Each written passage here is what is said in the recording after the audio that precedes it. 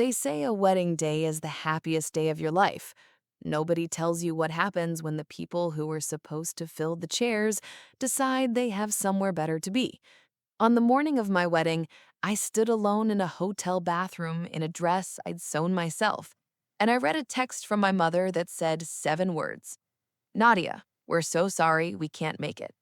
7 words. That's all 23 years of being her daughter was worth to her that morning. 31 family members had been invited to my wedding. 6 showed up. And 3 weeks later, when I posted a single photograph from my honeymoon, 412 messages arrived before sunrise. The same people who couldn't drive 2 hours to watch me get married suddenly couldn't stop calling. But I'm getting ahead of myself. Before I tell you about the photograph and about the $4 million suite and about the moment my family finally understood what they had thrown away, let me take you back to the beginning. My name is Nadia Carmichael. I'm 29 years old, and this is the story of what happens when you spend your whole life being invisible, and then one day the whole world turns on the lights. If this story already feels familiar, if you've ever been the one they forgot about, the one they scheduled around, the one who never quite made the top of anyone's list, take a moment to like this video and subscribe. Drop a comment telling me where you're watching from. I read every single one. Now, let me tell you everything. In the Carmichael household, there was an unspoken rule. Everything revolved around my older sister, Serena. My father, Douglas Carmichael, built his identity around Serena the way some men build churches, with total devotion and no questions asked. He was a civil engineer who had spent 30 years designing bridges for the state of Ohio, practical, methodical, the kind of man who believed that everything in life had a correct answer if you applied enough logic, except when it came to his daughters. With Serena, logic disappeared entirely. My mother, Patricia, was a retired school librarian who hosted neighborhood dinners and kept an immaculate garden out front. Roses in summer, mums in fall. She was warm to everyone on the street. To me, she was careful. Not cold, careful. The way you are with someone you feel guilty about but can't admit it. Serena was 32, 4 years older than me, and she had married a man named Conrad Ellison 3 years ago. Conrad came from money. His family owned a chain of medical imaging centers across the Midwest. 12 locations, profitable, respectable. Conrad drove a Mercedes, bought Serena a house in Westlake with heated floors, and handed my father a bottle of scotch that cost more than my monthly rent every Christmas. In exchange, my family treated Serena like she had personally cured a disease. She hadn't worked in 2 years. She called herself a lifestyle curator, which, as far as I could tell, meant she redecorated her living room every 4 months and posted about it. But in the Carmichael family, marrying well was the same as achieving something extraordinary. And then there was me, Nadia, the younger one, the one who had studied textile design at a state school on a partial scholarship, the one whose hands always had chalk dust on them, and whose car was a 2014 Honda with a cracked dashboard. I didn't resent Serena for marrying rich. I resented that it made everyone forget I was standing right there. I met Tobias Wren at a textile trade show in Cleveland 4 years ago. He was standing at a fabric supplier's booth, holding a swatch of raw silk up to the fluorescent light and frowning at it the way people frown at math problems they know they can solve, but haven't yet. He was wearing a plain white shirt, no tie, sleeves rolled up. He looked completely out of place among the industry crowd. I laughed. He turned, and there was something in his expression, this quiet, self-contained focus that made me stop moving entirely. We talked for 3 hours at a coffee stand near the exit. He told me he'd recently left a corporate finance job to invest in small textile and garment manufacturers. He was building a portfolio. He believed handcraft and independent design were undervalued by the market, and he intended to prove it. I told him I had a bridal studio that was 2 years old and already had a 6-month wait list. He said, "I know, I looked you up this morning." I should have walked away right then. Instead, I gave him my card. Tobias was not what my family would have chosen for me. He was 33, soft-spoken, drove a modest car, and lived in a rented apartment downtown. He wore the same 3 jackets in rotation and took notes in paper notebooks he bought from the dollar store. He had no Instagram presence. He didn't talk about money at dinner. He didn't mention his work unless someone asked directly. And when someone did ask directly, he gave the shortest possible answer and changed the subject. My father, upon meeting Tobias for the first time at a family dinner, asked what he did for work. Tobias said, "Investment and development." My father said, "For which firm?" Tobias said, "My own." My father nodded in the way that means he's already stopped listening. Conrad, from across the table, smiled with one side of his mouth. Private equity? Or more like angel stuff? The word stuff carried a lot of weight. Tobias said simply, "A bit of both." Serena looked at me with that particular expression, soft, pitying, the kind that says, "I hope this works out for you," while meaning something entirely different. What none of them knew, what I barely fully understood myself at the time, was that Tobias had spent the last 18 months quietly acquiring ownership stakes in 7 independent textile mills across 3 countries, and that 2 of them had just signed supply agreements with 2 of the largest fashion houses in Europe. He never mentioned it. I never thought to ask for the full picture. I just knew that when I talked about fabric, he listened like it was the most important conversation in the room. And when I was exhausted and flour-stained from doing everything myself, he showed up with food and no commentary. That was enough for me. It was not enough for my family. Tobias proposed on a Tuesday in February. Not at a restaurant, not with a flash mob, not with a ring that came in a velvet box presented across a candlelit table. He proposed in my studio, late at night, while I was finishing a hem on a wedding dress for a client whose wedding was in 4 days. He sat across from me on the workbench, watched me sew for 20 minutes without saying anything, and then said quietly, "I'd like to marry you, if you want. The answer can wait until you finish the hem." I finished the hem. Then I said yes. The ring was a custom piece, a thin band of recycled platinum with a single oval stone, pale champagne color. Nothing flashy. He'd had it made by a jeweler I'd mentioned offhand 6 months earlier, someone I'd said made the most honest jewelry I'd ever seen. He had remembered. I called my parents that night. My mother's first response was, "Oh, that's lovely. What does his family do?" Not, "Are you happy?" Not, "Tell me everything." What does his family do? My father asked if Tobias owned property. Serena texted a single emoji, a champagne glass. Then nothing for 4 days. When she finally called, she opened with, "I'm so happy for you, Nadia. Conrad and I were just saying that it's really good you found someone.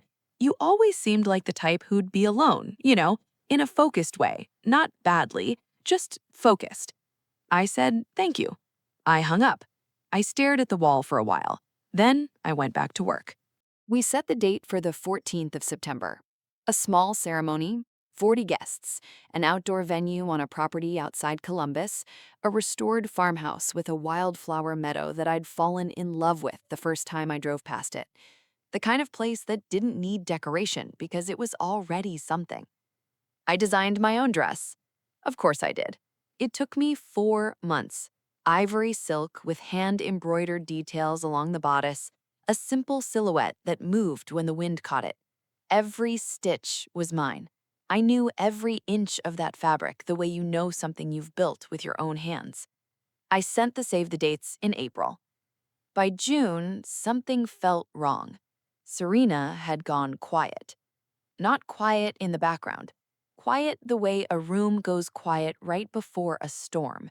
She wasn't asking about the venue. She wasn't offering to help. She wasn't asking about flowers or catering or whether I needed anything at all. From a woman who had strong opinions about everything from tile grout to salad dressing, this silence was not peace. It was planning. 8 weeks before my wedding, I got a phone call from my cousin Bet.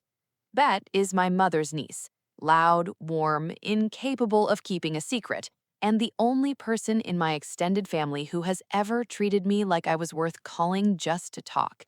She called me on a Thursday evening while I was closing up the studio. "Nadia," she said, "please tell me you know about Serena's party." I locked the studio door. "What party?" Silence. Then, carefully, She's throwing herself a birthday gala, September 14th, at the Ellison estate. I sat down on the front step of my studio in the dark. September 14th. The same date I had sent in a save the date 4 months ago to every person in my family. The date Serena had confirmed she'd received. The date she had texted me a thumbs up about. She had chosen it deliberately. The Ellison estate was Conrad's family property, 40 acres outside the city, a main house with event space that could hold 200 people, catered events, live music, a name that carried weight in our social circle. My venue was a beautiful farmhouse 45 minutes away, capacity 60. Bet told me the rest. Serena had begun calling family members individually 3 weeks ago. Not group texts, individual, personal, surgical phone calls. To my mother, she had said, "Mom, it's my 30th. Conrad is planning something extraordinary. It would mean everything to have the whole family there." To my father, she had said, "Daddy, I need you there. Conrad's whole family will be at the estate. I can't be the only one without my parents." To my aunts and uncles, the message was always some version of the same thing. Conrad's family is important. This matters to our future. Nadia will understand. And to at least 3 cousins, according to Bet, she had said this directly. Nadia's wedding is very small. There won't even be a proper reception. She won't notice if a few people can't make it. I called my mother the moment I hung up with Bet. "Mom, Serena's party is on my wedding day." A pause. The kind of pause that already contains the answer. "I know, sweetheart, it's very unfortunate timing." It's not unfortunate timing. She knew the date. Well, the Ellison estate only had the 14th available. "Mom," another pause. "Your father and I are going to try to do both. The party starts at noon. Maybe we can get to the farm by..." "It's 45 minutes away. The ceremony is at 3. "Well, we'll see how the traffic is." I called my father next. He didn't answer. I called twice more. On the third attempt, he picked up, his voice already carrying that particular flatness of a man who has made a decision he doesn't want to defend. "Dad, are you coming to my wedding?" "Of course I'm coming, Nadia." "Are you sure?" I said I'm coming. But the way he said it, the way the words landed, hollow, rehearsed, I felt something collapse very quietly in my chest. I had heard that voice before. It was the voice my father used when he said yes and meant probably not. Over the following 2 weeks, the RSVPs came in. Out of 31 family members invited, 19 of them had now sent their regrets. Each of them had a different excuse, but every single one of them was going to the Ellison estate on September 14th. I didn't plead. I want you to know that. I asked once, clearly, and I told myself that the answer, the real one, the one spoken through logistics and silence and "we'll see about the traffic," would tell me everything I needed to know. It told me everything. My best friend, Rosamond, has known me since we were 19. She's a commercial architect with the patience of a saint and the memory of a courtroom stenographer. She had been added to the extended Carmichael family group chat years ago, during a phase when my mother thought it was inclusive to add close friends. Nobody had ever removed her. Rosamond sent me a series of screenshots on a Sunday afternoon 3 weeks before the wedding. Serena had sent a message to the family group chat, not the main one, a secondary chat I wasn't in, that Rosamond had been silently present in for 2 years without anyone noticing. The message read, "Honestly, Nadia's wedding is more of a garden party than an actual event. She's a seamstress marrying some guy who plays at investing. Conrad says he looked him up and there's almost no public footprint. I just don't want anyone feeling obligated. The Ellison estate is going to be spectacular." I read it twice. Then I set my phone face down on the counter. A seamstress. That's what she called me. The woman who had spent 6 years building a business that had dressed 43 brides and had a waiting list longer than she could manage. The woman who had been featured in 2 regional publications and had just been approached by a boutique hotel chain about a potential collaboration. A seamstress. And Tobias, the man who had never once made me feel small, was some guy who plays at investing. I stood in my studio for a long time. Around me, the half-finished dresses hung on their forms in the lamplight, silk and tulle and carefully placed embroidery, 40 hours of work in some of them, 60 in others. I thought about all the years I had shown up, every family dinner, every birthday, every Thanksgiving where I sat at the end of the table and smiled while they praised Serena for things she hadn't done. I had shown up every single time. And when it was my turn to have the room, my one day, my one ceremony, they had scheduled over it. I composed one final message to the family that night. No guilt, no desperation, no second chances offered. Just the facts, the date, the time, the address. And at the end, one line. I hope to see you there. I sent it at 11:15. Not a single person replied. September 14th arrived the way the hardest days always do, clear and bright, indifferent to everything underneath. Rosamond arrived at the hotel at 7 in the morning with coffee, a bag of pastries, and a look on her face that said, I am going to get you through this day if it is the last thing I do. At 9:15, my phone rang. My father. I answered. Nadia. His voice had been worn down to almost nothing. I need to tell you something. I waited. The party at the estate starts at noon. Your mother's already getting ready. By the time we drive out and spend any time there, getting to the farm by 3, it's just not realistic. 6 seconds of silence. I counted them. 6 seconds to contain 23 years. You promised me, Dad. I know, and I'm sorry, but this is Serena 30th. It's a milestone. So is a wedding. Nadia, don't make this. I'm not making it anything. You made it this. I hung up. I set the phone on the bathroom vanity. My hands were shaking, but my eyes were dry. Rosamond looked at me in the mirror. She didn't say a word. She just picked up the mascara and kept going. We arrived at the farm at 1:45.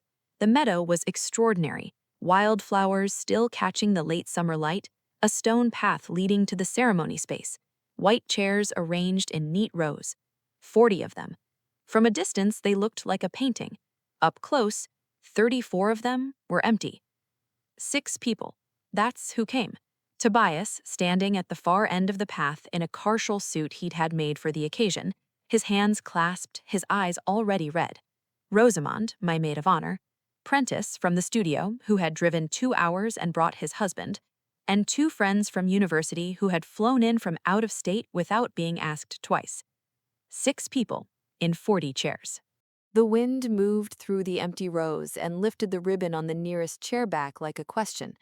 I stood at the beginning of the stone path in my dress, the one I had made with my own hands, every stitch, every bead, and I felt every empty chair like a separate, quiet wound. The musician, a young woman with a guitar I'd found through a local arts listing, began to play. Rosamond stepped toward me. I'll walk with you. I shook my head. You're up there. Go. She hesitated. Nadia, go, please. She walked to the front. I faced the path. I was about to take the first step alone. Then I heard a voice behind me. You didn't tell me it was a wildflower wedding. I turned. Standing 5 feet back was my studio landlord, Mr. Osei, 61 years old, retired professor of economics, the man who rented me my workspace for less than market rate and brought me groundnut soup in a flask every time I worked late in winter. He was wearing a dark green suit I had never seen before.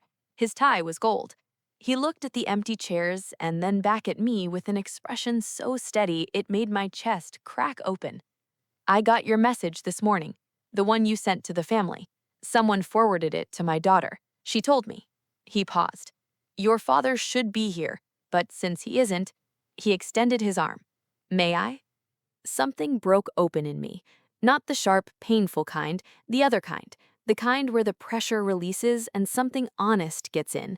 I took his arm. We walked. The 6 people in those chairs stood up. Tobias, at the end of the path, pressed the back of his hand to his mouth. The ceremony lasted 14 minutes. We said our vows. Tobias had written his on a folded piece of cream card. I had written mine on the back of a sewing pattern I'd designed myself, because that felt right. We both cried. We both laughed.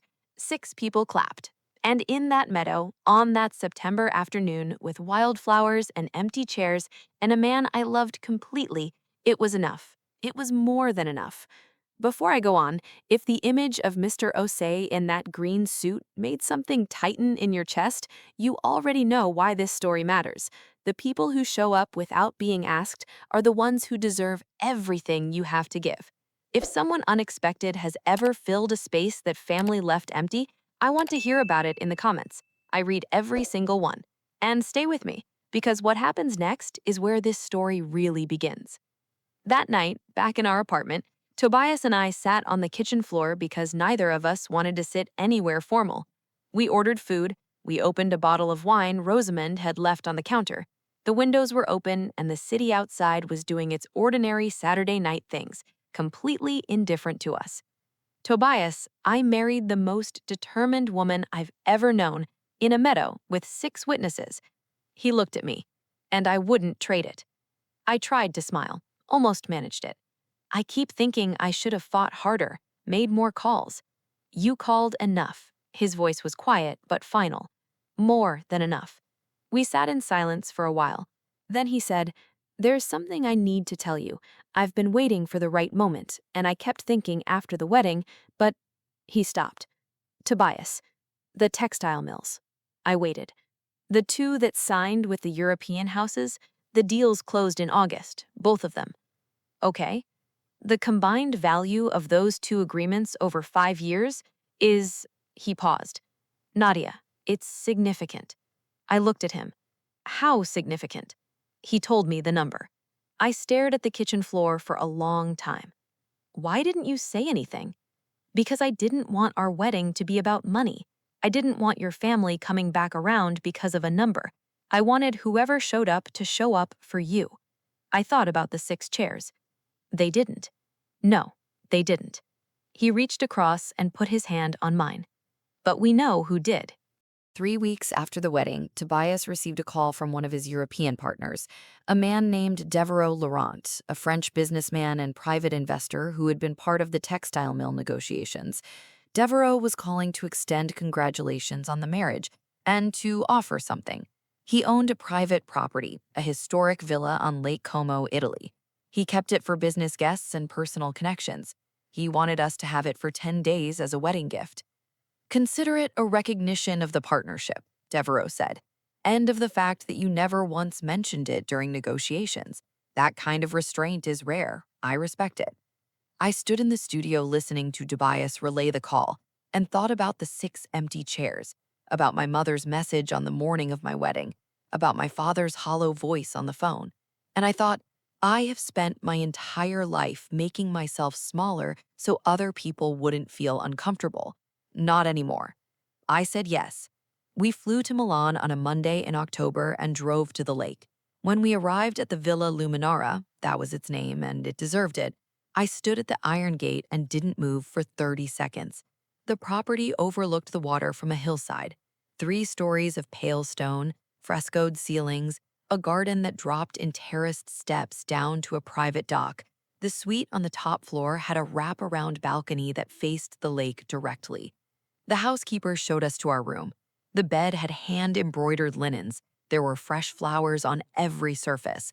The view from the balcony was the kind of view that makes language feel insufficient. Rosamond had been texting me relentlessly. "Send photos or I will never forgive you." On the 7th evening, as the sun dropped behind the mountains and the water turned the color of hammered copper, Tobias wrapped his arms around me from behind on the balcony. I pulled out my phone. Not for my family, not for anyone who hadn't come. For the record. For me. The photograph. Me on the balcony of Villa Luminara, Lake Como. Tobias behind me, chin on my shoulder. The lake below, the mountains behind it, the last of the October light across everything. On the balcony table, a glass of wine, and half visible, a document I hadn't thought to move. A partnership agreement with Devereaux Laurent's letterhead, and a value figure on page 2 that anyone who looked closely enough could read. I wrote the caption in 12 seconds. "Honeymoon with my husband. Grateful for the people who showed up." No tag, no explanation. I posted it at 9:40 p.m. Italian time, 3:40 in the morning back home. I put my phone in the nightstand. I went to sleep listening to the lake. When I woke at 7 the next morning and reached for my phone, The screen was a wall of notifications. I had to scroll for over a minute to reach the bottom. 412 missed messages. Let that number sit for a moment. 412. The same family that couldn't send one word of congratulations on my wedding day had found their voices at 3 in the morning because of a photograph. I sat on the edge of the bed in the early morning light and read through them the way you read a document you already know the conclusion of, slowly, clinically, letting each one land. My father, 19 missed calls, 14 text messages. First, Nadia, whose property is that?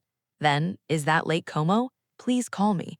Then, at 4 a.m. his time, I had no idea, sweetheart. I had no idea. Please call your father.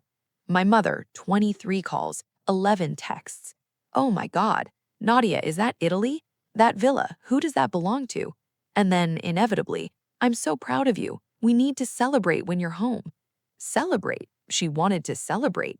The woman who had texted me 7 words on the morning of my wedding now wanted to throw a party. Serena, 9 calls, 5 messages. The first, wait. The second, is Tobias actually, is he actually successful? The third, Nadia, we should talk. Call me. Then, I miss you. I've been thinking about everything. Then the most revealing one, sent at 4:47 in the morning, Conrad wants to know if Tobias would be open to a conversation about investment. Conrad, who had called Tobias's work angel stuff across a dinner table, now wanted a conversation. The rest, aunts, uncles, cousins, people I hadn't heard from in years, came in waves. So proud of you. We always believed in you both. We knew Tobias was special. The same people who had RSVP'd no to my wedding. I read every message. I did not respond to a single one. Tobias found me on the balcony an hour later, phone face down on the table. He didn't ask what the messages said. He could read it on my face. I'm not going to ignore them forever, I said. I know. But I'm not going to pretend this is normal either. He sat down across from me. Below us, the lake was silver in the morning light. What do you want to do? I thought about it for a long time. I want to say it once, clearly, and then I want to let them decide who they are. That afternoon, I opened the family group chat for the first time since the wedding. I typed carefully. I revised it once, then I sent it. Thank you for your messages. Tobias and I are well. For those who are curious, yes, that is Lake Como. We are guests of a business partner of Tobias's. It is a generous gift. I want to be honest with you, because I think honesty is the only thing that makes any of this worth having. My wedding was on September 14th. 34 of the 40 chairs I put out were empty. My father promised to walk me down the aisle and called me the morning of the wedding to say he wasn't coming. My mother sent 7 words. My sister scheduled her birthday gala on the same date she had known about for 4 months. I am not writing this to cause pain. I am writing it because I spent a long time making myself small to avoid this conversation, and I am done doing that. I love my family, but love is not the same as acceptance of anything. When I'm ready to talk, I will reach out. Please respect that. I pressed send. I put the phone away. For 4 hours, the chat was silent. Then my father called. I didn't answer. Then Serena posted an Instagram story, a photograph of a beautifully laid table, candles, wine glasses. The caption, family, there's nothing more important. Some people, even when they have been caught completely, cannot stop rewriting the story. They just keep writing, even when the whole room already knows the ending. 3 months after we returned from Italy, something happened that I had not planned and had not wished for, but that came anyway. Conrad's family business, the medical imaging centers, had been quietly struggling for over a year. 2 of the largest locations had lost their primary hospital contracts. A third had failed a state audit. The legal costs were significant. And Conrad, who had managed the family finances with the assumption that the revenue would always be there, had structured their personal life accordingly. The Westlake house had a mortgage attached to it that required Conrad's income at full strength. That income was no longer full strength. By November, Serena had sold the Mercedes. By December, the West Lake house was listed. The jewelry came next. Pieces she had worn as proof of status now quietly moved through consignment. My father called me in January. His voice was a version of itself I hadn't heard before. Thinner, slower, stripped of the civil engineer's certainty. Nadia, I need to say something to you. I waited. I sat in a function room at the Ellison estate eating catered food on the day of your wedding, while you were standing in a meadow. He stopped. I knew it was wrong before I even walked through the door. I told myself it was easier, that you'd understand, that there'd be other chances. The line was quiet. There aren't other chances for that day, are there? It wasn't a question. No, I said, there aren't. He was quiet again. Then, I'm not calling to ask for anything. I know I don't have that right. I just needed to say it. I looked out the window of my studio. The morning light was coming through the east-facing glass, landing on the dresses on their forms. You can say more than that, Dad, if you have more to say. He did. He said it all, slowly, with difficulty, in the voice of a man who has been carrying something for months and finally found the right address to deliver it to. It wasn't a perfect conversation, but it was an honest one. And in my family, that was rarer than anything. You can come for dinner sometime, Dad. Not yet, but sometime. Okay, I mean it. I just need more time. I know, I'll wait. Serena called the following week. She opened with warmth, the practiced, careful kind she deploys when she wants something, and within 2 minutes, the request surfaced. Things were difficult. Conrad was rebuilding. Could we talk about the future? Could we move past all of this? I let her finish.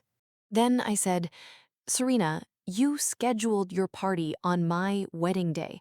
You called every family member individually and pulled them to your side. You told people my wedding wasn't a real event. Silence.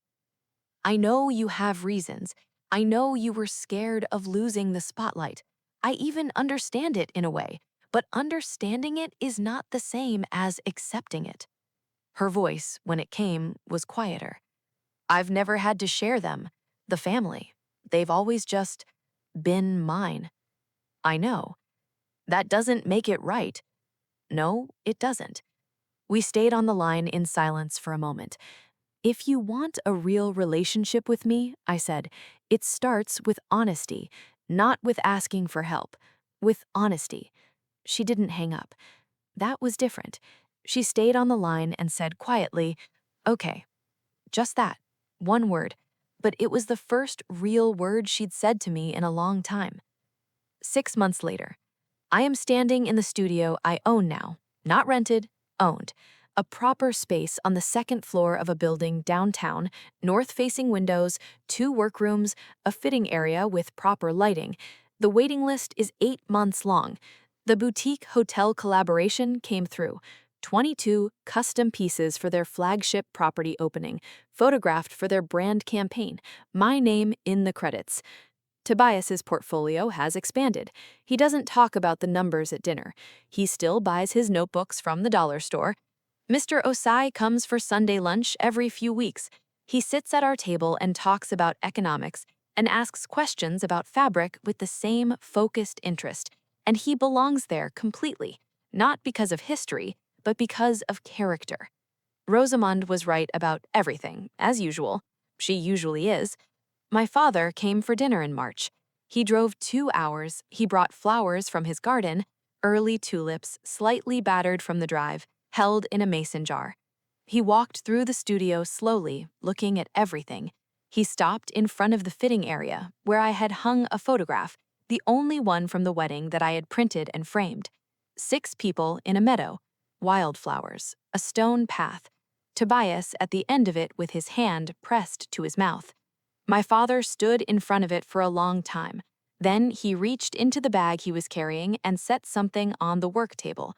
A framed certificate, a Regional Textile Design Award, my name on it, from 11 years ago when I was 18 and had entered a state competition and won, and my parents had said, "That's wonderful, sweetheart," and put the certificate in a drawer.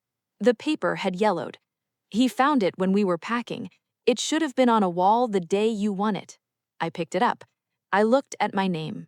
I looked at my father. "Stay for dinner," I said. He stayed.